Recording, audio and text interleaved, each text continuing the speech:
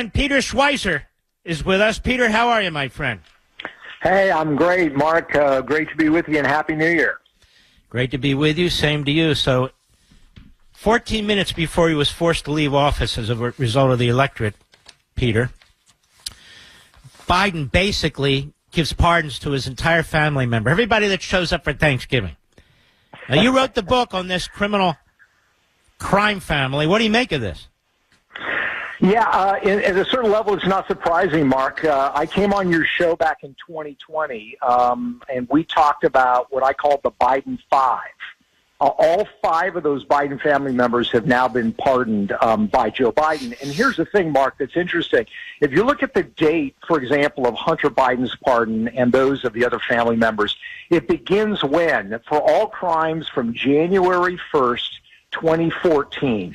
That is right before the China deal, which is tens of millions of dollars from the CCP, the Russia deal, which is $3 million from Russia, and the Ukraine deal, which was $6 million from Ukraine, all came to fruition in the months after that. The pardon also goes up until December of last year. And so you wonder, why are they taking it so far? Well, then you realize, of course, that Hunter Biden had his oil painting business, right, where he was selling his paintings to foreign oligarchs.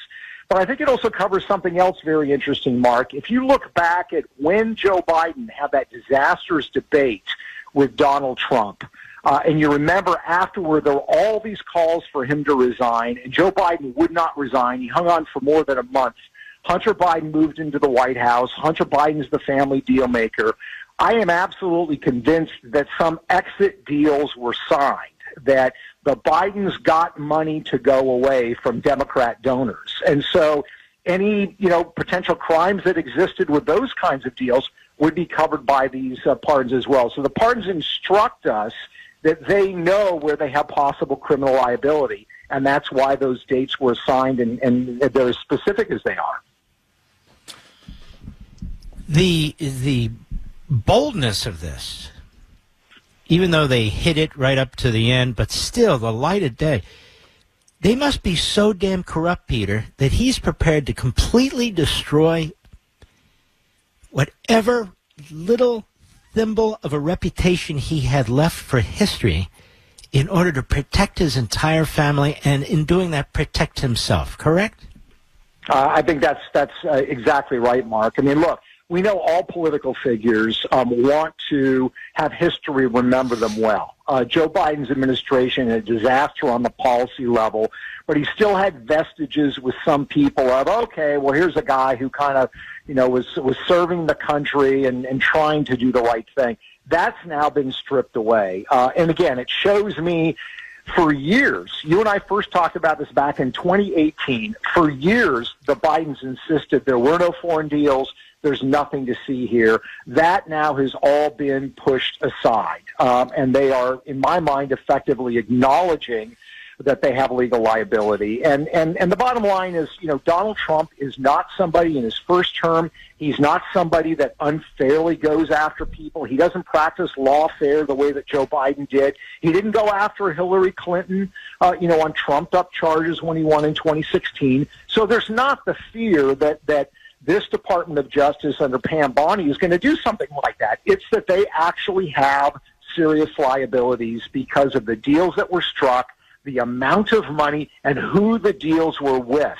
Let's remember, this wasn't some local construction company that wanted a paving contract from a federal highway bill. Mm-hmm. This was China, Russia, Ukraine, bad people, beginning when Joe Biden was vice president of the United States and the point person on U.S. policy towards those countries.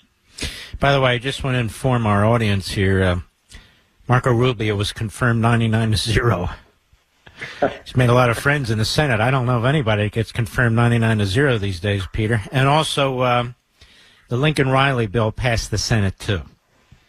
So great news. That's all good news there. I'm sure the Democrats said, all right, let's do Rubio, let's do one or two others, and that way we can justify our opposition to Hegseth and Kash Patel by saying, no, when you have a good candidate, we vote for them. So, it's all, for them, it's all a matter of positioning. Peter, I want to hold you over, but here's the thing to me, and Chip Roy's made the point, and Governor DeSantis agrees. I certainly believe in this, too. They're to go ahead, in fact, absolutely move on congressional hearings into the Biden crime family and into these pardons. There's nothing to stop them from doing that, from taking testimony from each and every one of them about their roles in these various events. And, of course, they're not able to claim the Fifth Amendment anymore. They've just been pardoned for any crimes they may have committed. But if they commit new crimes, that is, they lie to Congress and Congress figures it out, I can't imagine that that's protected. But you never know. These pardons now about any crimes they may have committed or might commit in the future, that's a bit problematic. But some people are saying, well, let's look at the edge of that envelope and see how far that goes. I'd be interested in your opinion. We'll be right back. We have the great Peter Schweizer with us here, who really exposed the Biden crime family like nobody else. And so we have this crime family where the head honcho, the head mobster, if you will, the John Gotti of the crowd, just pardoned the whole family. So when they meet for Thanksgiving, it's like, let's all look around. Everybody here has been pardoned, right? Oh, I forgot Frank over there. But he didn't forget Frank. Peter, Congress should still go ahead and dig into this, and the same with the Department of Justice, don't you think?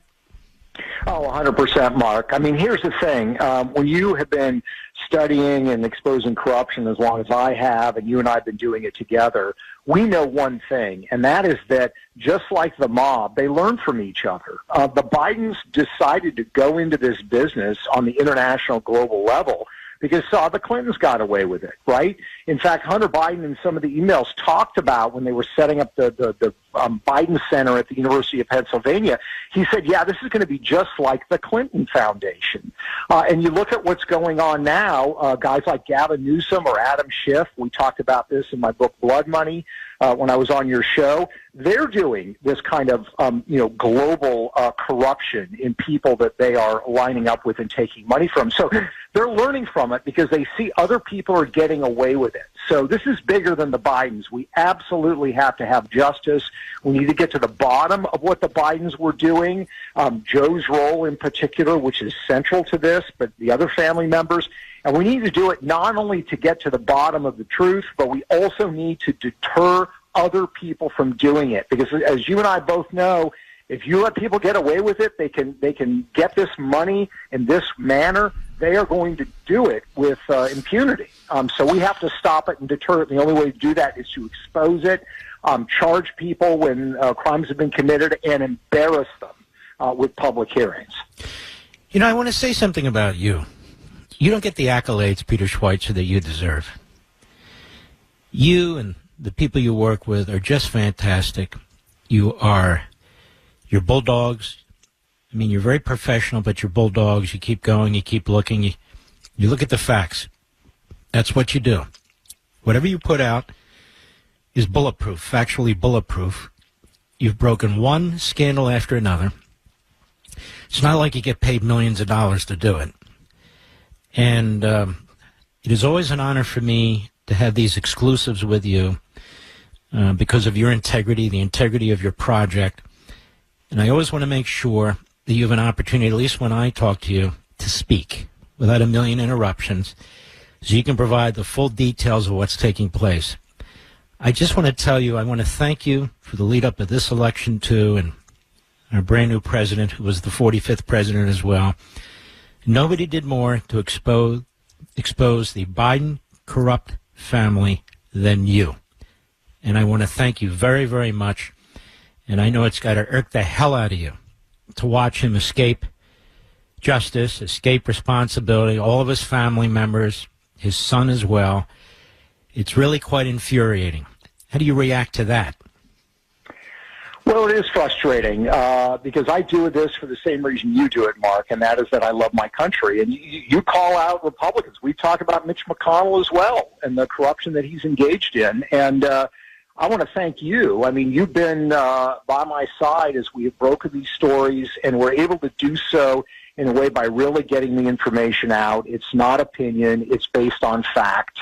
The bottom line is we are going to continue to expose this stuff as it relates to the Bidens, as it relates to other politicians that are out there. because nobody else is really going to do it. You have to take a lot of research. It takes a lot of work, a lot of time, and we have the fortune of being able to do that, and we have friends like you that make sure the audience actually hears about it. And it's very gratifying to see what you and I first talked about in 2018. You were the first major media figure to break the Biden corruption story in April of 2018. And everybody said, oh, it's not true, it's not true. What happened, Mark? Where are we today? The President of the United States has had to issue pardons for his family because he knows there's legal liability. That was 7 years ago. So it's justice delayed, but we're going to stay right on top of it, and we will update you every time we have new information on it. You are always welcome on my Fox show, my Blaze show, this show. Always, always welcome, Peter. And I want to thank you again. There's a new dawn here for everything you and your folks have done. You had an incredibly important role in this. And God bless you, my friend. Thank you, my friend. Take care.